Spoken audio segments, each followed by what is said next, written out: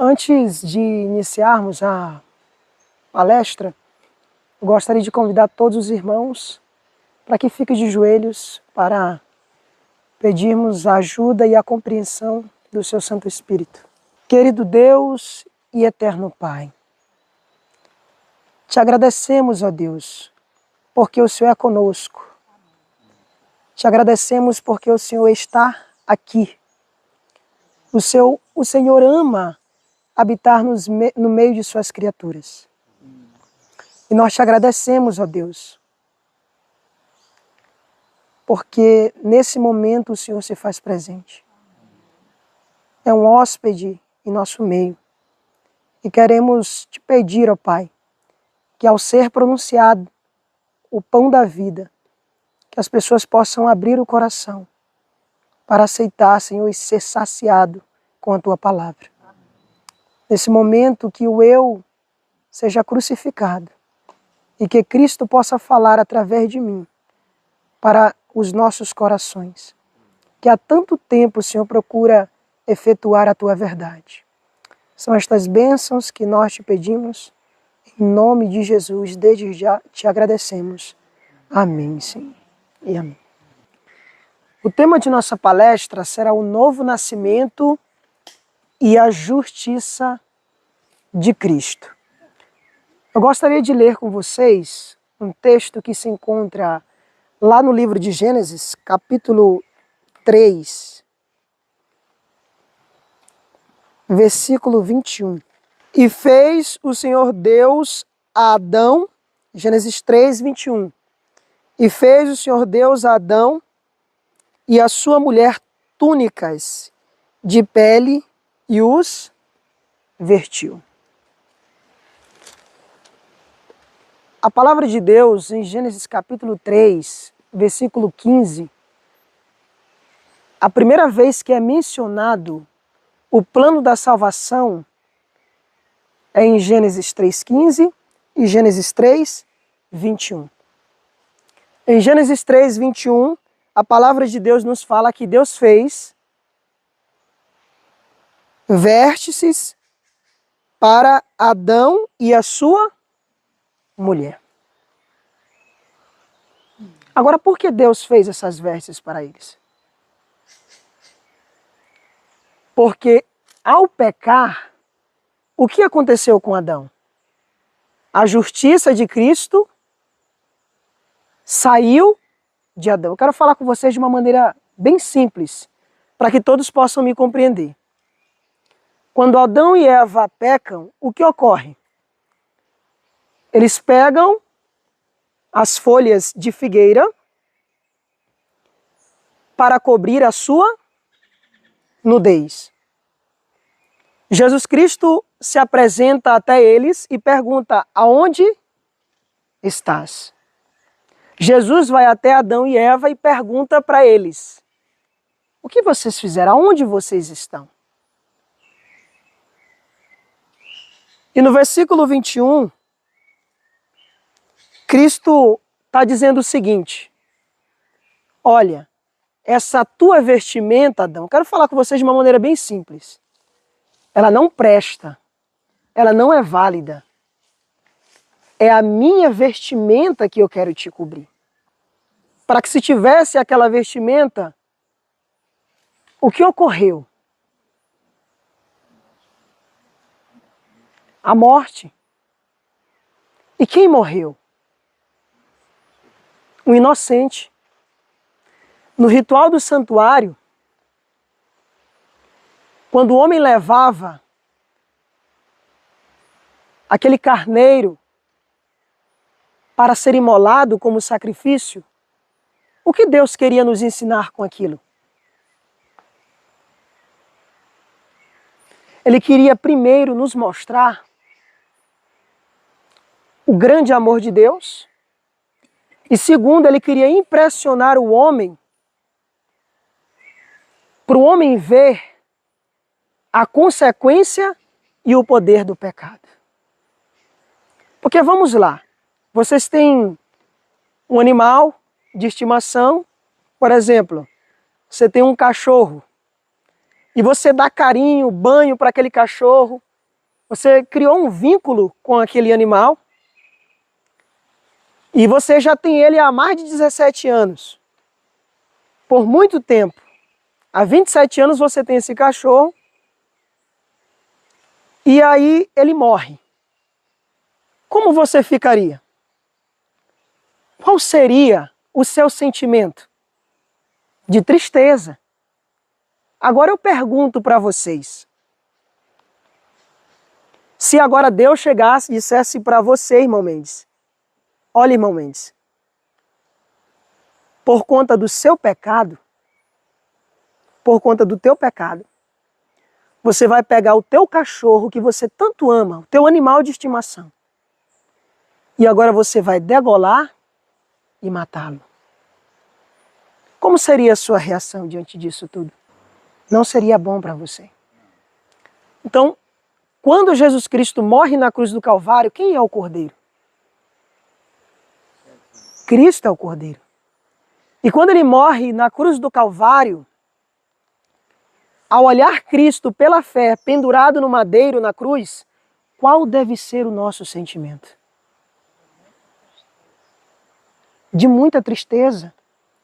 Porque aquele Cordeiro morreu por minha culpa, pelos meus pecados.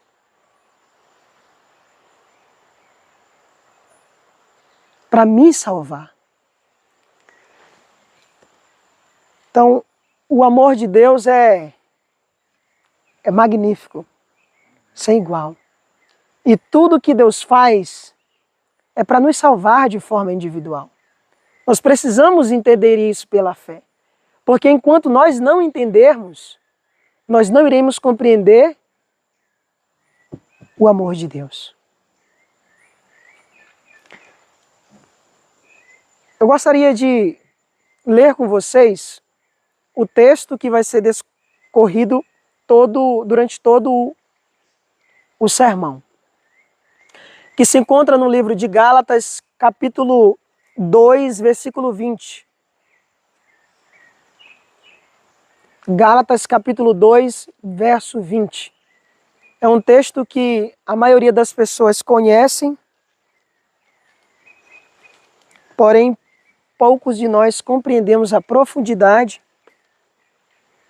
deste verso. Nós iremos esmiuçar este verso ao longo do estudo. Gálatas 2:20, o apóstolo Paulo diz: já estou crucificado com Cristo, e vivo não mais eu, mas Cristo.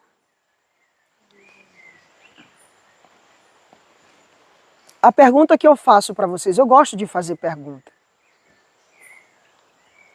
Isso tem se tornado uma realidade nas nossas vidas? O que é Cristo viver em mim? O que é Cristo viver em nós? O que isso implica na minha vida? Nós iremos ver ao longo do estudo. E a vida que agora vivo na carne,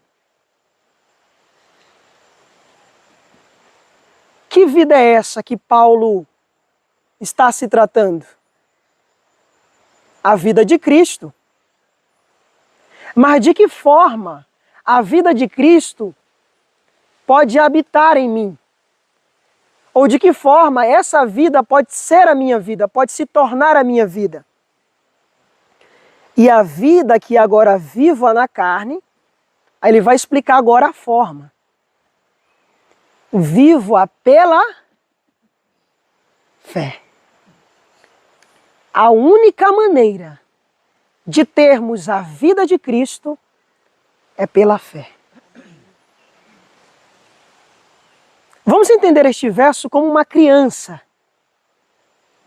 De uma forma simples. Eu gostaria de falar a vocês de uma forma simples, para que todos nós pudéssemos entender o que Paulo está querendo nos dizer. Eu vivo agora esta vida pela fé. Só que para essa vida viver em mim, o que precisa acontecer? Ser crucificado com Cristo. O maior problema da humanidade é querer viver a vida de Cristo com a sua própria vida. Poderão andar dois juntos se não estiverem de acordo? Não existe. Ou você vive a sua vida, ou você vive a vida de Cristo. E para Cristo viver em você, para Cristo viver em nós, a esperança da glória, o que precisa acontecer? Precisa haver uma conversão. E nós iremos entender mais no espírito de profecia o que implica a esta conversão. Vamos terminar de ler o verso de Gálatas 2:20. Vivo pela fé do Filho de Deus. Então agora a fé que Paulo tinha já não era mais a dele, porque a nossa fé é uma fé presunçosa. Agora a fé que Paulo tem é a fé de Cristo. E vai ser a mesma fé quando em Apocalipse 14, versículo 12, é apresentado a igreja, é apresentado o povo de Deus, a última geração, todas as pessoas que viveram aqui neste mundo, vai nos apresentar como tendo a fé de Jesus. E é esta fé que vai nos habilitar a passar todos os eventos finais. É esta fé é quem vai nos dar a vitória sobre todo o pecado.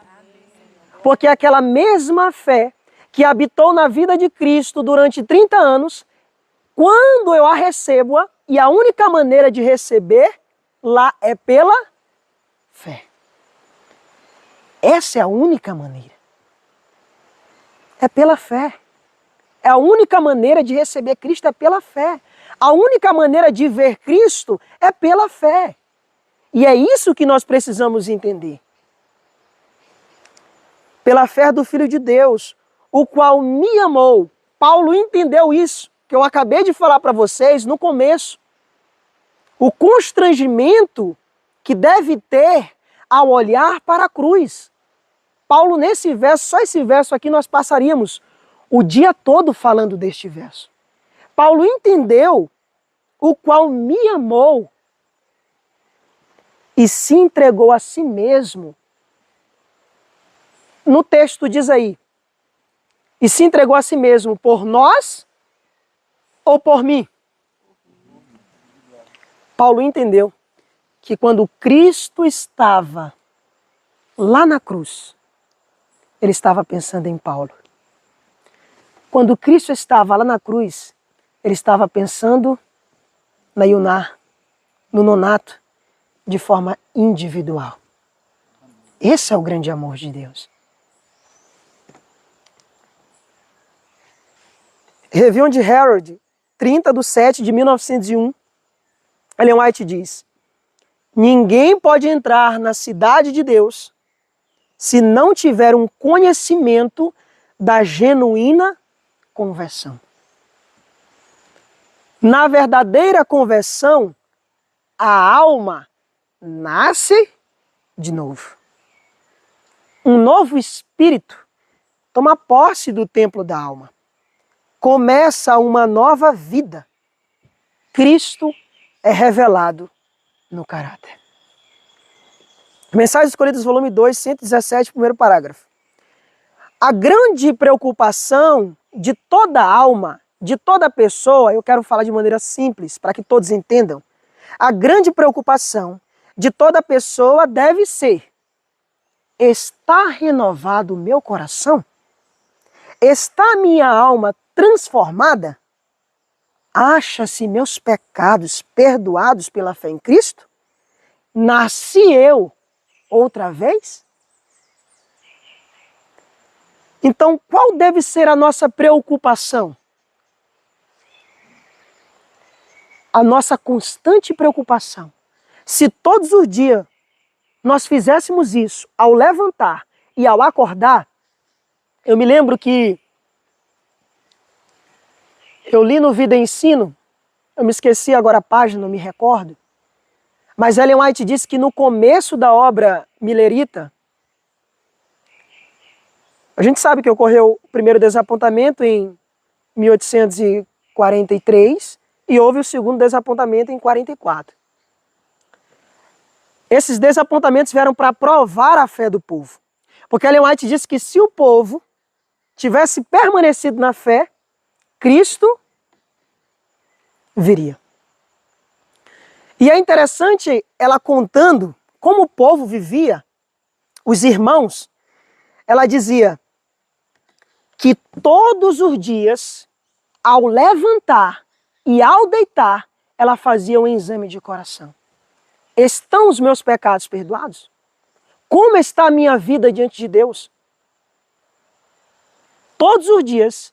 E eles só dormiam quando eles tinham a certeza do perdão de Deus. Se todos os dias nós fizéssemos isso, com certeza, pela graça de Jesus, nossa vida estaria mudada. E é uma pergunta, é um questionamento que nós deveremos fazer a nós mesmos. Vamos falar um pouco mais sobre o novo nascimento. O novo nascimento consiste em quê? Um melhoramento da antiga natureza? É um remendo que Deus faz? Ele remenda um pano novo com um pano velho? Ele mistura um vinho novo com um vinho velho? Ou coloca um vinho novo em odres velhos? Não. Tudo isso da palavra de Deus são detalhes que nós precisamos nos atentar, porque são para nós mesmos. 271 do Desejar de Todas as Nações, Ellen White diz que todas as promessas, todas as orações, tudo que está escrito na Bíblia é para mim de forma individual.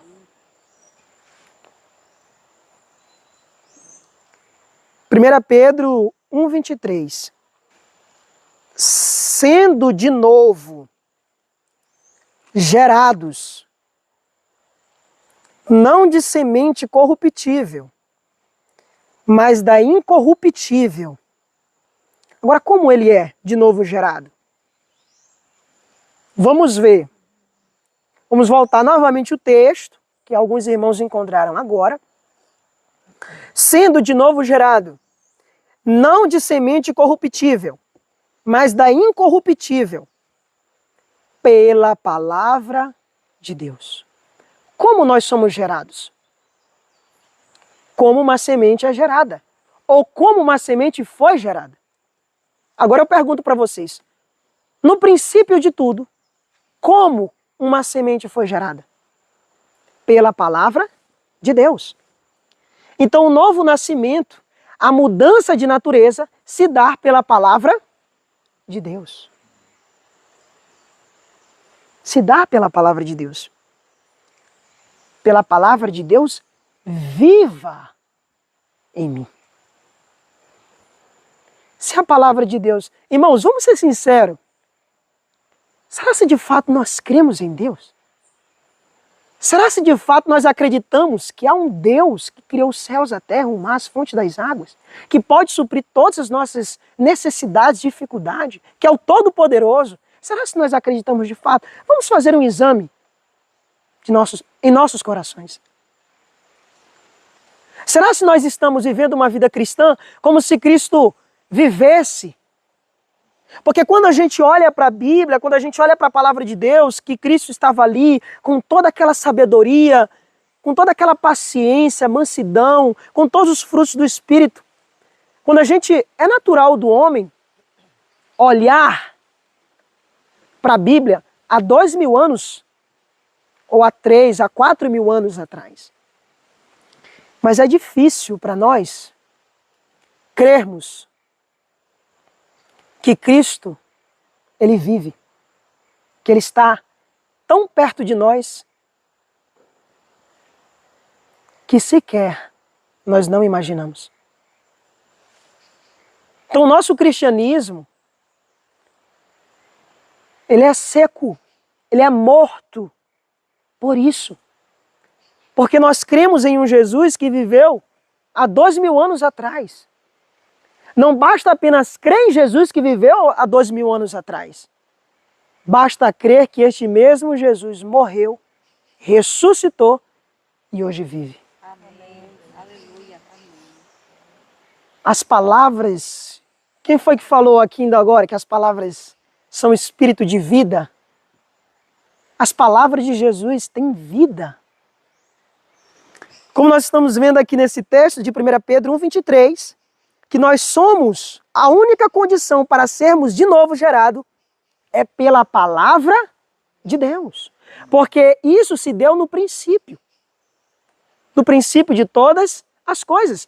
Deus falou e o que foi que aconteceu? A terra disse, não, Senhor, eu não quero. O que foi que ocorreu? Tudo se fez.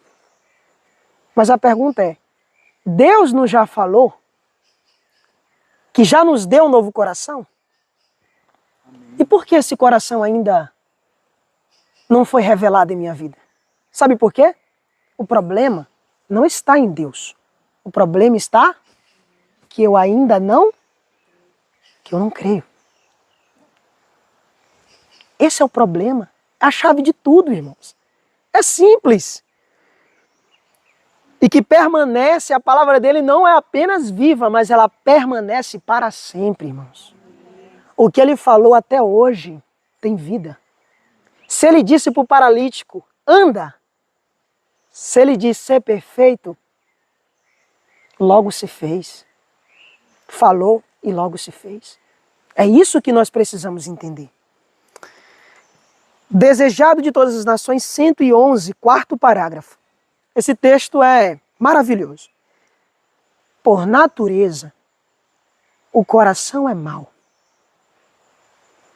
E quem do imundo tirará o puro? Uma pergunta, né? Ninguém. Jó 14, 4.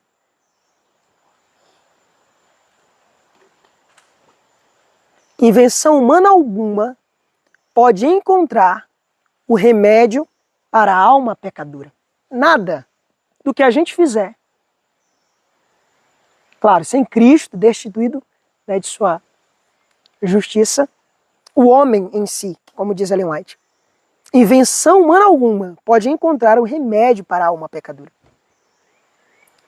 A inclinação da carne é inimizade contra Deus, pois não é sujeita à lei de Deus, nem em verdade o pode ser. Romanos 8, 7. Do coração procedem os maus pensamentos, mortes, adultérios, prostituições, furtos, falsos testemunhos e blasfêmias. Mateus 15, 19. A fonte do coração se deve purificar para que a corrente se possa tornar pura. Aquele que se esforça para alcançar o céu por suas próprias obras em observar a lei está tentando o impossível. Não há segurança para uma pessoa que tenha religião meramente legal, uma forma de piedade. A vida cristã não é uma modificação ou melhoramento da antiga. Ah, eu já melhorei, foi muito. Não. Mas uma transformação da natureza. Tem lugar a morte do eu e do pecado. E uma vida toda nova em Cristo. Essa mudança, agora que existe uma condição única, só se pode efetuar mediante a eficaz operação do Espírito Santo. É grande demais esta promessa. Não é eu chegar e dizer assim, ah, Jonathan, eu já melhorei, foi muito. Eu era assim. Não é um melhoramento, mas é uma mudança por completo. Agora eu pergunto para vocês, quando a gente olha para nós mesmos, somos tão miseráveis, coração tão egoísta, somos tão ruins, Senhor. Por que somos assim, né? Muitas vezes perguntamos a Deus. Quando você olha para você mesmo, você tem esperança ou desânimo? Desânimo. Você tem desânimo. Porque você contempla você mesmo. Você sabe que você não consegue. O homem de Romanos 7 ainda vive em você. O bem que eu quero, esse eu não faço, Senhor. Senhor, eu não queria ter falado aquilo. Eu não queria ter feito isso. Eu já te falei tantas vezes, Senhor, me ajude, me ajude. Nós iremos entender ao longo da palestra que muitos de nós estamos ainda vivendo a vida da carne, não a vida do Espírito. E quando nós olhamos para nós mesmos, irmãos, eu vou resumir só um milagre. Para mudar a nossa vida, irmãos, só um milagre. É verdade ou não é, irmãos? Só um milagre. Só um milagre para mudar as nossas vidas. Nós somos egoístas, avarentos, presunçosos, adúlteros, malfeitores, orgulhosos. Irmãos, para mudar uma natureza dessa, tem que ser algo que venha do alto. É só um milagre. É só um milagre para mudar essa natureza. Vamos continuar. Eu vou citar algumas passagens bíblicas, mas para não delongar muito, vocês podem anotar, tá? Entre os quais todos nós também, Paulo dizendo, olha aqui, irmãos, vamos prestar bem atenção. Entre os quais todos nós também antes andávamos nos desejos da nossa carne. Essa palavra antes, ela remonta futuro, presente ou passado. Agora nós iremos ver, no próximo texto, se nós estamos vivendo este verso no passado, no presente. Continua. Fazendo a vontade da carne e dos pensamentos, fazendo passado. Fazendo a vontade da carne e dos pensamentos no passado. E éramos, passado, por natureza, filhos da ira, como os outros também. Efésios 2:3. Porque também nós éramos, passado, no outro tempo, insensatos, desobedientes, extraviados, servindo às várias concupiscências e deleites, vivendo em malícia e inveja, odiosos, odiando uns aos outros. Ele coloca tudo no passado. Agora eu pergunto para você de forma individual, esse texto está no seu passado ou no seu presente?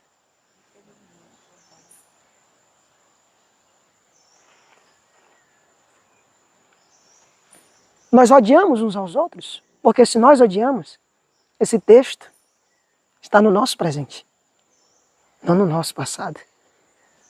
Mas Deus é tão bom que nós poderemos rogar essas promessas. Poderemos crer que nós também éramos. Amém. E imediatamente Ele nos dá os 33 anos de Cristo, é imputado naquele momento em nossa vida. Os 33 anos de Cristo. Isso é justificação pela fé. Fé pela qual eu vivo, página 135. A conversão é uma obra que a maioria das pessoas não apreciam. Não é apreciado. Não é coisa pequena transformar um espírito terreno, amante do pecado, e levá-lo a compreender o inexprimível amor de Cristo. Os encantos de sua graça e a excelência de Deus, de maneira que a alma seja possuída de amor divino e fique cativa dos mistérios celestes. É interessante que antes de recebermos a justificação, Jesus Cristo, por intermédio do seu amor e da sua graça, Ele nos atrai. Ele nos mostra quem nós somos. Primeiro, Ele nos mostra o seu amor, Ele nos atrai, e ao chegar até Ele, Ele nos mostra quem nós somos.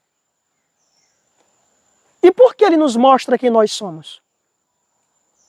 Porque quando nós fazemos uma comparação de quem nós somos e o que Ele é,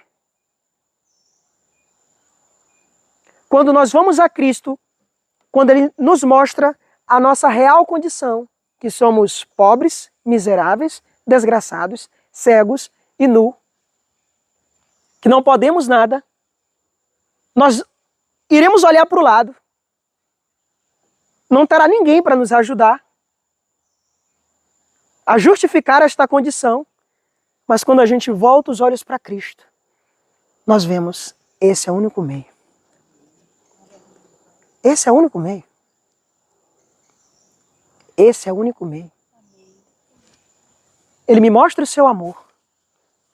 Ao chegar perto dele, ele me mostra quem eu sou, que é para eu poder ver como eu sou de fato. E vai ter apenas uma única solução para o meu problema. Cristo e a sua justiça. Amém, Senhor. Queridos, como nós estamos diante de Deus? Será que o nosso eu ainda está vivo? Porque se ele está morto, nós iremos ver aqui ao decorrer da palestra, ele não comete algo, muitas coisas que cometemos durante o dia a dia. Vamos lá. É interessante, é que como Deus ele vai conduzindo a mente. Eu fiz esse sermão lá no IES Vida, antes do Cameron pregar, né, no IAG. E quando eu estava fazendo esse sermão sobre a morte do eu, a conversão, Deus falou assim, Davi, faz uma comparação da morte física e a morte do eu. E eu fiz, né? Como está aqui nos slides. E eu preguei. E depois eu vi o Cameron pregar. Amém. Quando eu vi ele pregar, eu fiquei tão feliz que eu disse assim, Senhor, as mentes, elas se encaixam. As mentes, elas, é como se fosse um quebra-cabeça, elas começam a se encaixar. É o mesmo pensamento. Deus vai dando a luz para um aqui, para outro ali, e as coisas vão se juntando, de forma que eu falo a mesma língua que você sem habitar no teu país. Amém. Isso é um milagre. Como é que eu vou falar inglês habitando no Brasil, sem estudar, sem nada? É um milagre de Deus. Eclesiastes 9, 5 e 6 tem uma lição muito interessante para nós. Vamos abrir lá em Eclesiastes 9, 5 e 6.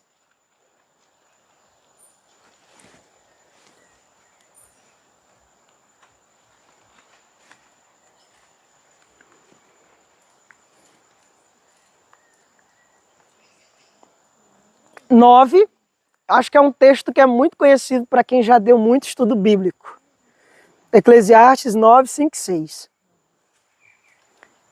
Porque os vivos sabem que hão, mas os mortos sabem alguma coisa?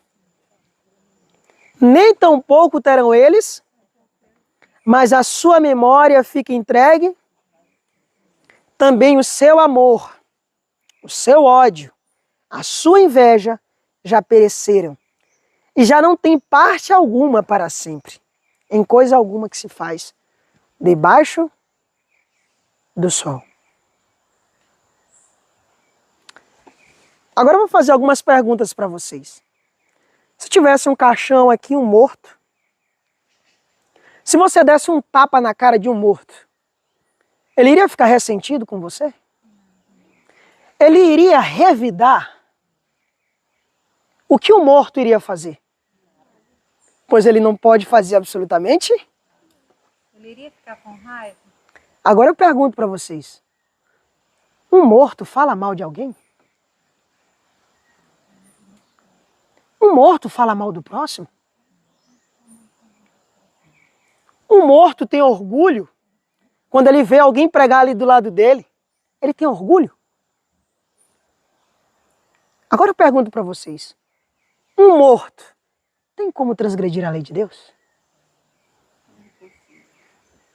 Agora eu pergunto para vocês. Quem verte um morto? É ele ou são seus parentes? Acho que vocês estão me entendendo agora onde eu quero chegar. Um morto não pode fazer absolutamente nada.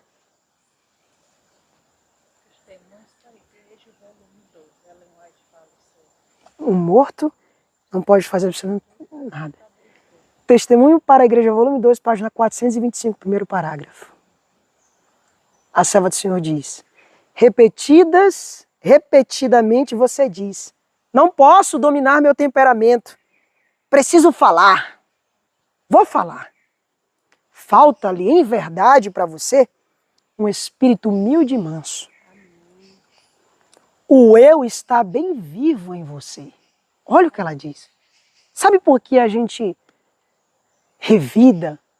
Sabe por que a gente não gosta de sofrer injustamente? Enquanto lá em 1 Pedro 2,19, a Bíblia diz que é agradável a Deus que nós soframos injustamente. Vocês sabem o que é sofrer injustamente? Padecer injustiça? Poucos sabem o que é isso. Sofrer, padecer injustamente. Se alguém me fez alguma coisa, eu preciso revidar. Se alguém falou mal de mim, eu preciso revidar. E outra coisa que eu vou falar aqui para vocês, eu vou só abrir um parênteses. Quando a gente lê aquele texto de Mateus capítulo 5, eu me esqueci o verso agora, quando diz assim, ó, vai até o teu irmão. O que é que o texto continua dizendo? Reconcilia-te com teu irmão. Eu passei a minha vida toda entendendo que esse texto, ele é muito profundo, ele é mais profundo do que nós pensamos. Vamos abrir a Bíblia lá em Mateus capítulo 5. Eu queria a versão King James. Deixa eu ver aqui como é que está na minha versão. Mateus capítulo 5.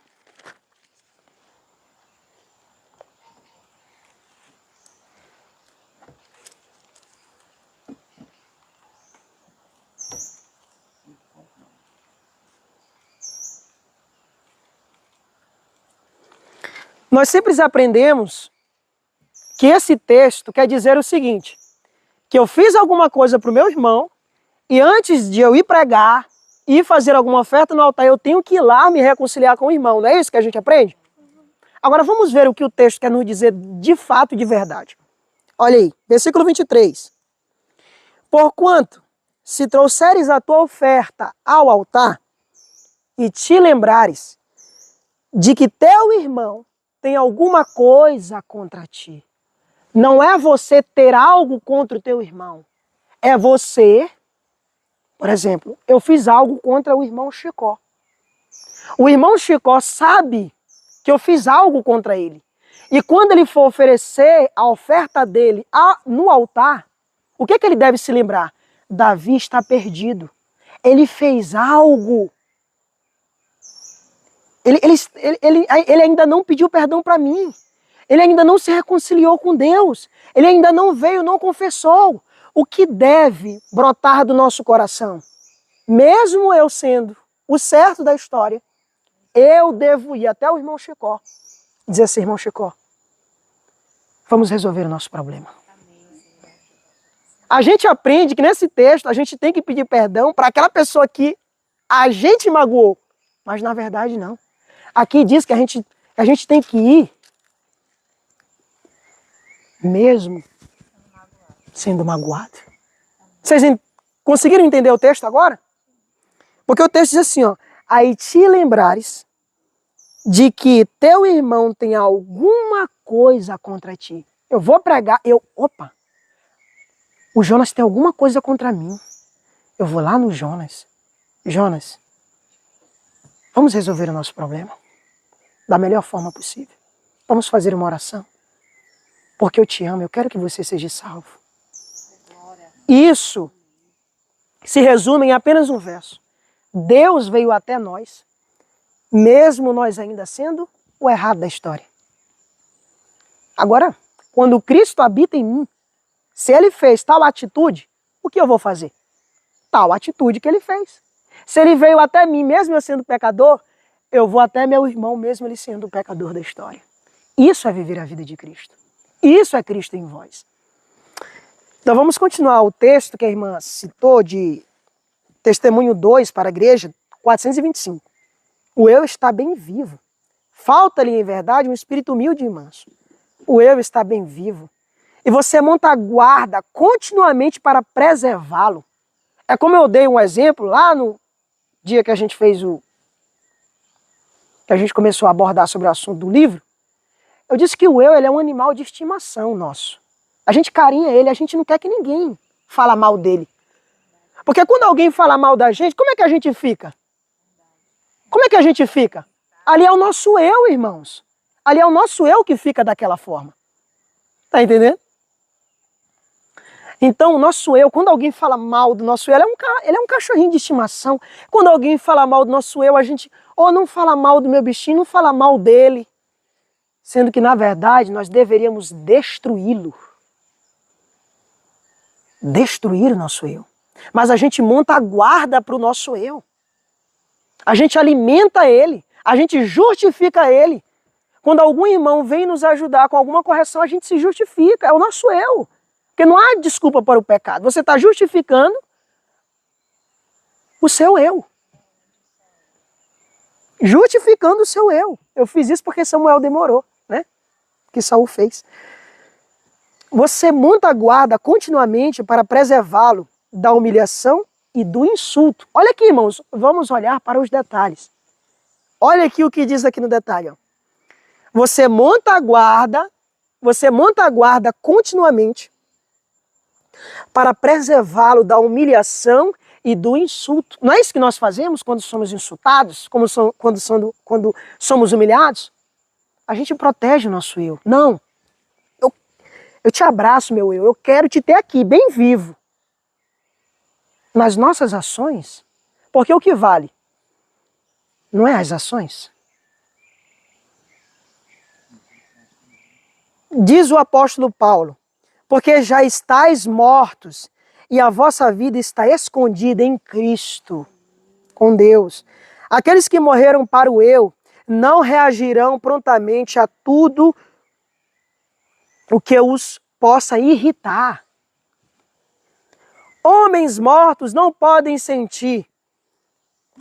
E se você sente ressentimento, aí Ellen White diz, você não está morto, você está vivíssimo.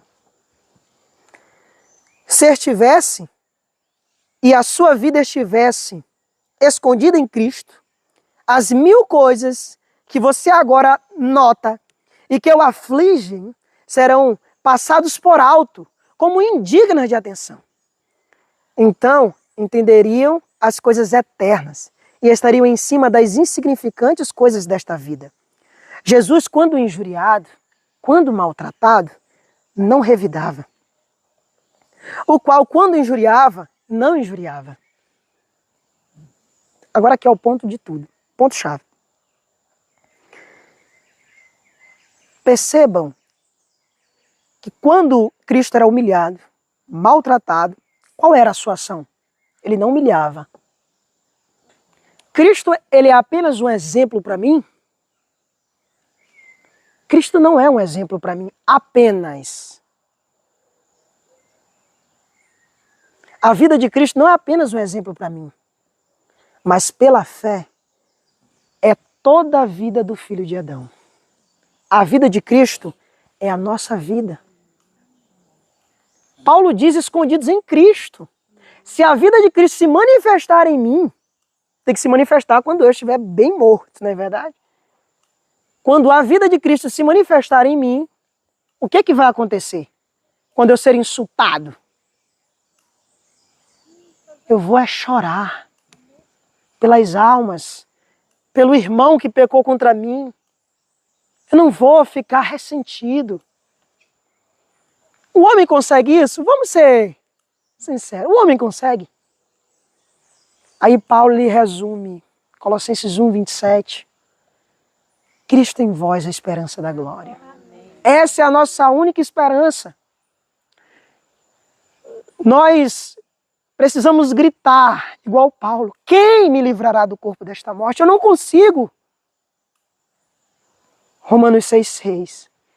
Cristo pode me libertar do corpo desta morte. Eu acredito que está dando para os irmãos entenderem. Cristo nos liberta É o único que pode nos libertar do corpo desta morte. E continua o texto. Quando a crueldade do homem lhe infligia penosos açoites e ferimentos, ele não ameaçava, mas entregava àquele que julga justamente. Agora ela diz, que sorte que haja em vós a mesma mente que houve também em Cristo Jesus. Cristo pôs a sua vida como nosso padrão e desonrá-lo-emos quando nos tornamos ofendidos por qualquer desfeita e estamos prontos a ressentir-nos de toda ofensa, suposta ou real. Não é evidência de nobreza da mente estar preparada para defender-se, para preservar a própria dignidade. Seria melhor sofrermos injustamente uma centena de vezes do que ferir alguém pela retaliação ou por dar vazão à ira. Então seria 1000 vezes sofrermos, seria 1000 vezes sofrermos centenas de vezes do que ferir alguém. Irmãos, se isso não mexe com você, se isso não te constrange, agora eu entendo. Porque Paulo diz, 1 Coríntios 15, 31, eu protesto que a cada dia, se a cada dia Paulo morre, quem vive nele? Gloriando-me em vós, irmãos, por Cristo nosso Senhor. Tem uma frase de Lutero, que eu nunca tirei esta frase, desde quando eu a ouvi, da mente. Eu não sei se eu vou citar direito, mas aqueles que souberem da frase na íntegra me corrigem. Ele diz assim, ó, no meu batismo, eu achava que o meu eu iria morrer. Mas eu descobri que o miserável sabe nadar e preciso matá-lo afogado todos os dias. O nosso eu sabe nadar e muito bem. E muitas vezes, ao invés de afogarmos o nosso eu, ele que nos afoga. Protesto que a cada dia morro. Cristo quer nos dar uma nova mente, é uma promessa isso. Ele quer nos dar uma nova natureza. Uma nova natureza, quando a palavra de Deus nos diz isso, é uma nova mente. Ele quer nos dar uma nova mente. Irmãos, esta promessa é real para mim ou não? Ele quer me dar. Vamos ler esse texto de uma maneira simples. Cristo vai me dar uma nova mente. Se ele vai me dar uma nova mente, logo vai ser diferente da minha mente egoísta, logo vai ser diferente da minha mente adúltera, logo vai ser diferente da minha mente presunçosa. Mas ele não quer nos dar qualquer mente.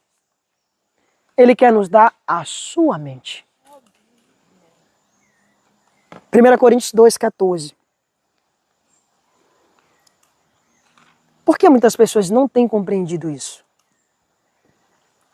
A quem pertence a mente natural? 1 Coríntios 2,14. 1 Coríntios 2,14. Quanto tempo eu ainda tenho?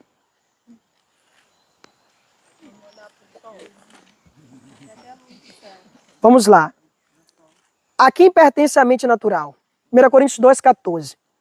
Ora, o homem natural não compreende as coisas do Espírito de Deus, porque lhe parecem loucura, e não pode entendê-las, porque elas se discernem espiritualmente. Então as coisas de Deus não é de um dia para o outro, né? Não é uma coisa fácil de ser discernida, mas ela é discernida espiritualmente. Então Então, quando você buscar a Deus, Senhor, eu não estou entendendo isso, eu não estou entendendo o que as pessoas querem dizer. Eu não estou entendendo, Senhor. Quando você buscar a Deus, orar, jejuar, Ele vai te revelar. Porque as coisas são compreendidas espiritualmente. Porque muitas vezes a gente não entende as coisas de Deus. No começo ela parece loucura. Não, isso está errado. Mas depois, quando a gente se dispõe a entender, ora, busca, irá ser discernido. Jones, na mensagem do terceiro anjo, 169, terceiro parágrafo, ele diz assim: que mente se encontra em nós? É uma pergunta que ele está fazendo. A mente controlada pelo eu? O que essa mente faz? Ela exalta o eu. Antes de mais nada, que tipo de mente é essa que temos? Uma pergunta. A mente natural. O ser humano tem uma mente natural. E ele precisa de uma outra mente. Ele precisa ter a mente que estava em Cristo. Mas essa mente que está em Cristo só pode esvaziar do eu a pessoa em que tal mente habita.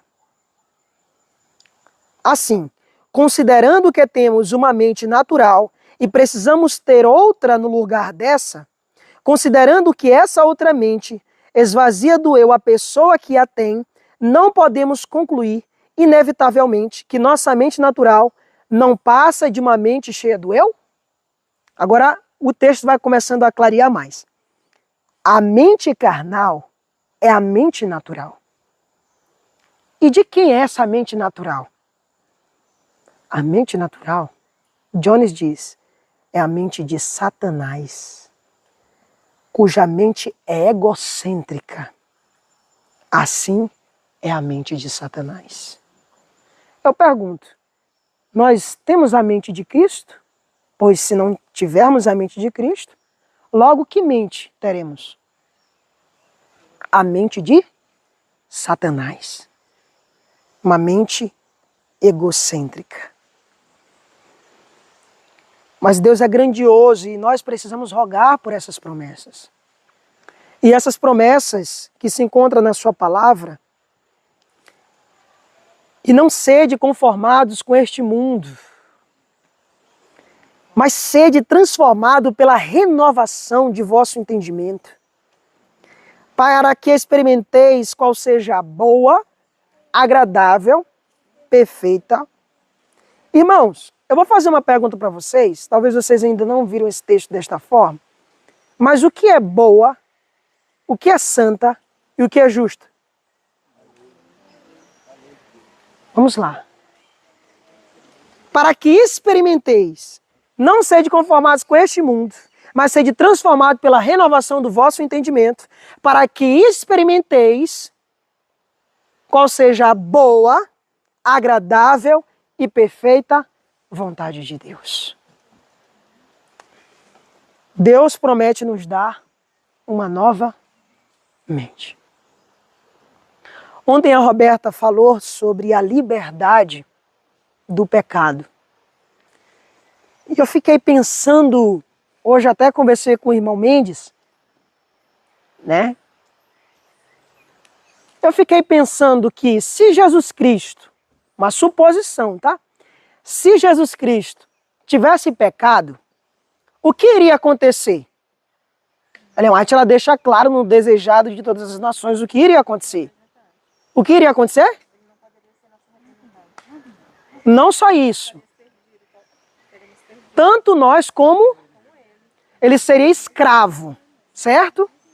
Ele seria escravo para todo sempre, se Jesus Cristo pecasse. Agora vamos entender aqui o raciocínio para a gente poder compreender melhor. Vamos lá. Vamos prestar atenção para a gente poder compreender o raciocínio. Se Jesus tivesse pecado, o que iria acontecer com a raça humana? Se Jesus tivesse pecado, o que iria acontecer com a raça humana e com ele? Escravo, eternamente. Agora eu pergunto para vocês. Cristo, Jesus, ele pecou ou ele venceu? Ele venceu. Se ele venceu, logo ele não é mais? Agora eu pergunto para vocês, por que nós ainda somos escravos? Porque a escravidão, o que iria acontecer? Nós iríamos ser escravos eternamente por uma condição. Se Cristo Jesus tivesse, mas ele não, logo, por que nós somos ainda escravos?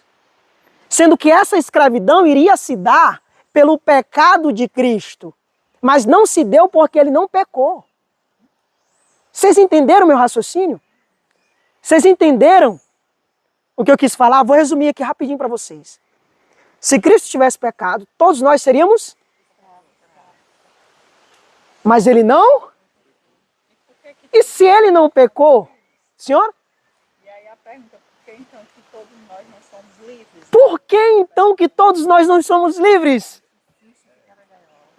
Por quê, irmãos? Por quê? Por que então nós não somos livres? Essa pergunta fechou. Se o Filho vos libertar, verdadeiramente sereis livres. Quantos de nós temos compreendido esta palavra? Toda a palavra de Deus eu tenho entendido que ela é profunda, tão profunda.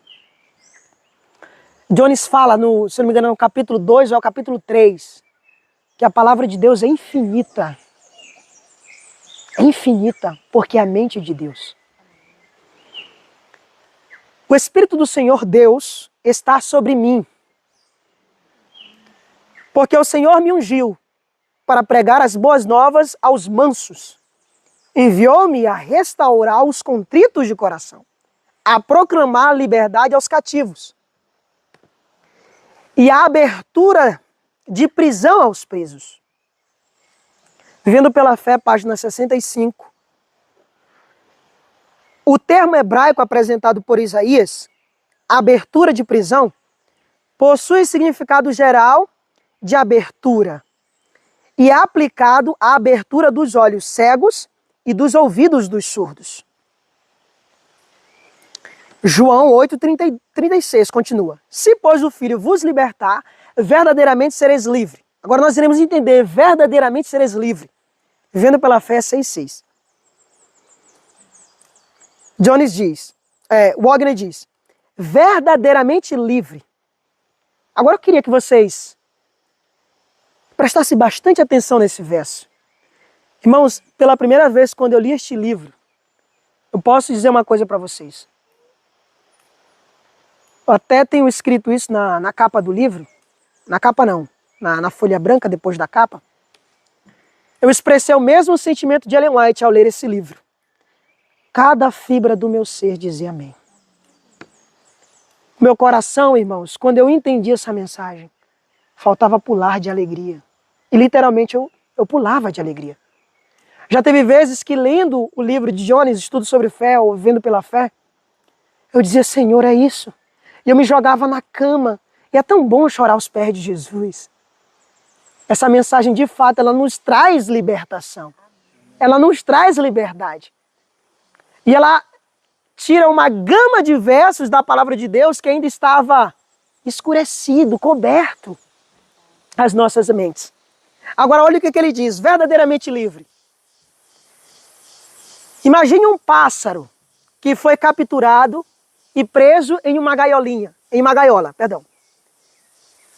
Ele anseia por liberdade, mas as grades cruéis tornam isso impossível. Então a porta é aberta para aquele pássaro. O pássaro vê a abertura da gaiola, mas ele hesita, devido a muitas vezes que é enganado em suas tentativas de obter liberdade. Então ele olha para aquela porta ali aberta e ele quer fugir, quer sair, só que por muitas vezes tentando, e por muitas decepções, ele fica. Só que o texto continua. devido a muitas vezes que foi enganado em suas tentativas de obter liberdade. Ele pula para baixo e descobre que a prisão está realmente aberta. Irmãos, olha que lindo, irmãos. Olha aqui. Ele pula para baixo e descobre verdadeiramente está aberta aquela prisão. Ele treme por um momento. Ele treme por um momento, porque ele vai sair da prisão ali agora. E ele treme por um momento. E esse momento é de muita alegria ao pensar em liberdade. E então abre as suas asas e gira no ar com um êxtase que só pode ser conhecido por alguém que já foi cativo, por alguém que já foi preso. Verdadeiramente livre, livre como um pássaro. A nossa alma escapou como um pássaro do laço dos passarinheiros. O laço quebrou-se e nós escapamos. Salmo 124, versículo 7. Agora o pássaro olha para a porta aberta e ele vê de fato é assim. De fato a porta está aberta. E agora ele dá um pulo de alegria, bate as suas asas. Como é a sensação daquele pássaro ao sair daquela gaiola? Verdadeiramente livre, livre como um pássaro. É essa liberdade que Deus quer nos dar do pecado. Verdadeiramente livre. E livre como um pássaro.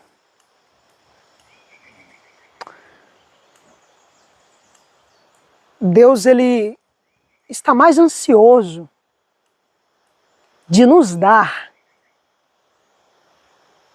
do que a gente impedir. O mais interessado em nos salvar é Deus, tanto é que ele deu o seu filho. Se um anjo chegasse e dissesse agora para vocês, olha, é 10 mil reais a salvação. A pergunta é, quem aqui não dava? Mesmo que não tivesse. Mas saía atropelando os outros, pedindo, botava até de 100 vezes no cartão, mas compraria, não compraria? E se eu disser para vocês que é de graça? Não é preciso 10 mil. Já foi pago. Verdadeiramente livre, livre como um pássaro. E Deus, ele quer nos transformar em um outro homem. Ele quer tirar a nossa natureza velha, corrompida. E ele quer nos dar o seu caráter, o seu coração. Transformados em Cristo. 1 Samuel 10,6. E o Espírito do Senhor se apoderará de ti, e profetizarás com eles, e tornar-te-ai um outro homem. Isso aqui é uma promessa, anotem. 10,6 de 1 Samuel. A Bíblia diz que eu vou me tornar um novo. Agora, Jones Wagner, Vivendo pela Fé, 59 a 61, ele diz assim, ó, que pensamento maravilhoso, agradável, de que o Espírito transforma em outro homem aquele que se rende à sua presença. O velho homem é pecaminoso. As lembranças desses pecados muitas vezes nos chocam. Não é verdade, irmãos? Muitas vezes quer vir em nós a lembrança daqueles pecados e muitas vezes nos chocam. Não é verdade? Mesmo depois da libertação de Cristo, muitas vezes aquelas lembranças querem vir e nos chocam. Muitas vezes tem sido uma dor e vergonha para nós. Aqueles erros passados que não podemos apagar são apresentados a nós por Satanás. Quem é o nosso acusador? Satanás. E ele nos apresenta esses erros para nos desencorajar e assim dar a ele maior poder sobre a nossa natureza pecaminosa. Ele apresenta uma longa lista de pecados e eu quero que vocês tenham agora em mente esse texto, prestem bastante atenção, para vocês entenderem o quão grandioso é esse texto desse livro Vivendo pela Fé. Ele diz que Satanás vem até nós agora com suas longa lista de pecados passados. Ele vem bater agora na sua porta, com uma longa lista de pecados passados. Mas o que deveremos dizer para ele? Wagner diz, ei Satanás, esses pecados não mais nos assustam. Podemos dizer a ele, você está enganado. o homem que morava aqui e que cometeu esses pecados, hoje ele está morto. Irmãos, isso aqui é lindo demais, é maravilhoso. E eu não tenho mais nenhuma ligação com ele. E ele não pode pagar a dívida porque ele está morto.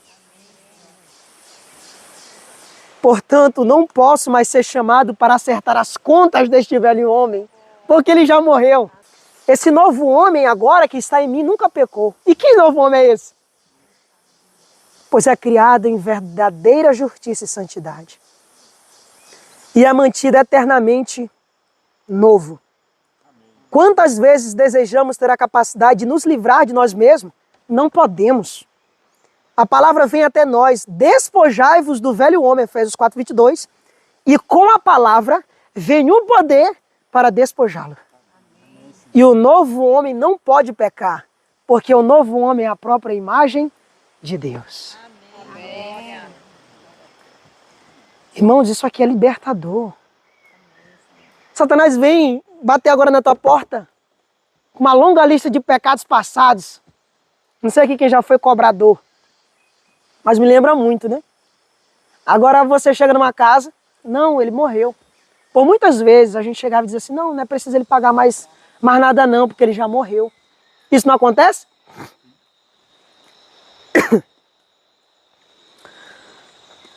Pois o mesmo se dá conosco. Quando ele vier com essas longas listas de pecados passados, o que deveremos responder a Satanás? Esse homem não pode mais acertar a conta. Ele já morreu. E ponto final. Tendo em vós a mesma mente que houve também em Cristo Jesus. Segundo esse texto, o que a mente de Cristo faz? Como ela atuou nele? Ele, a si mesmo se esvaziou. Quando essa mente estiver em nós, o que ela fará ali? A mesma coisa que fez em Cristo. Ela vai nos esvaziar do nosso eu. Então, o primeiro pensamento do texto é que a mente de Cristo leva a pessoa que a tem a esvaziar-se de si mesmo. Quando essa mente que estava em Cristo,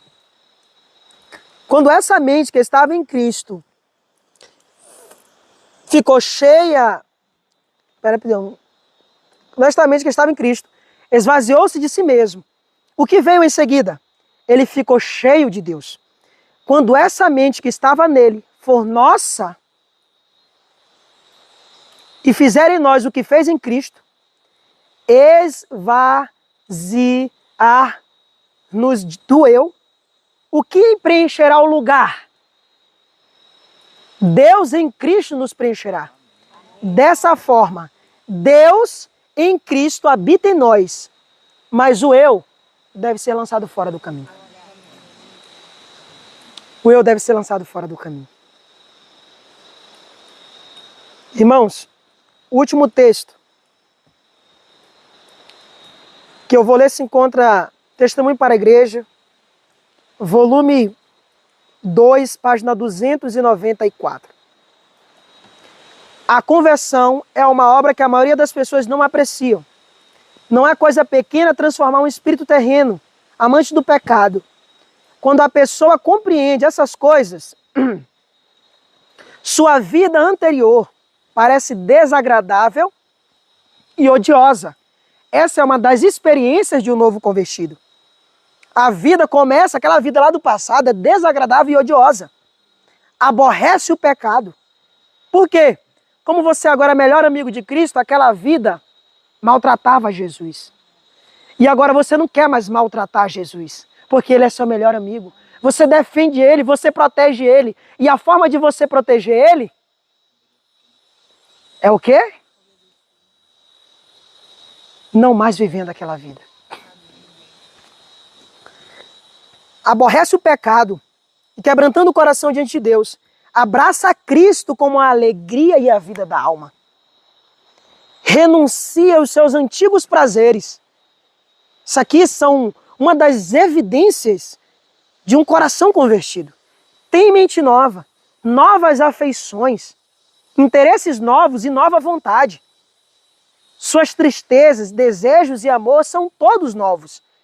A concupiscência da carne, a concupiscência dos olhos e a soberba da vida, até então preferidas a Cristo, são agora desviadas e Cristo é o encanto de sua vida, a coroa de seu regozijo.